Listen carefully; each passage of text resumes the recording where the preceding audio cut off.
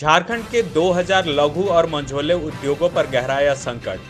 सरकार बिजली के फिक्स चार्जेज नहीं कर रही है कम। केंद्र के पीएफ की रियायत की घोषणा भी है नाकाफी। झारखंड में 2000 छोटे और मझोले स्तर के उद्योगों पर लॉकडाउन से संकट गहरा गया है।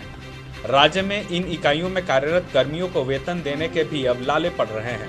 केंद्र सरकार ने सीधे घोषणा कर दी है कि लॉकडाउन की अवधि में सभी को वेतन दिया जाना जरूरी है। इससे और अधिक परेशानी बढ़ गई है। झारखंड में 130 मिलों में से 30-40 में ही उत्पादन हो रहा है। 2 उद्योगों में सैनिटाइजर बनाए जा रहे हैं। शेष इकाइयां बंद पड़ी हुई हैं।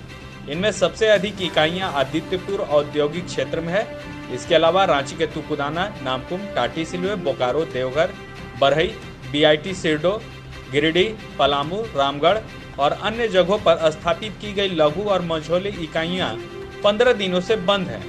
स्मॉल स्केल इंडस्ट्रीज एसोसिएशन के अध्यक्ष फिलिप मैथ्यू का कहना है कि संघ की तरफ से बिजली बिल में फिक्स चार्जेज हटाने का आग्रह किया गया था, जिसे अब तक नहीं सुना गया है। वहीं केंद्र सरकार ने घोषणा कर दी है कि लॉकडाउन में भविष्य निधि का पैसा सरकार देगी, पर इसमें वही उद्यम आ रहे हैं जहां 100 या इससे अधिक कामगार हैं। 15 लोगों की सैलरी 15,000 से अधिक है। इस फार्मूले से झारखंड के अधिकतर उद्योग इस राहत से वंचित हो गए। इकाइयों के लिए नकदी जरूरी होती है। नगद राशि का फ्लो एकदम बंद हो गया है।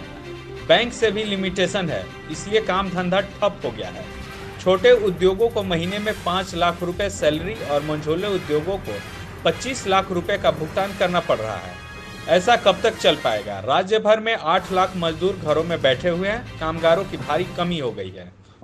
सीसीएल के लाल लाडली कायाकल्प scholarship, mission engineering 2022, coaching IITians द्वारा, सारा खर्च सीसीएल द्वारा। हम कोयला वाले घरों को रोशन तो करते ही हैं, बच्चों का भविष्य भी संवारते हैं। हमने यह कायाकल्प स्कॉलरशिप 2013 में शुरू की थी। सफलता लगभग 100% है।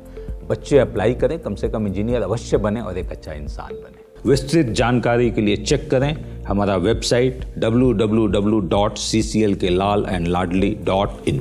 लाइव झारखंड ब्रेकिंग की अपील। कोरोना वायरस के संक्रमण से बचने के लिए घरों में रहें और सुरक्षित रहें। हम भी आपसे यही आग्रह करते हैं कि लॉकडाउन के दौरान घरों में रहें और सुरक्षित रहें। खुद का ख्याल रखें और दूसरों का भी ख्याल रखें।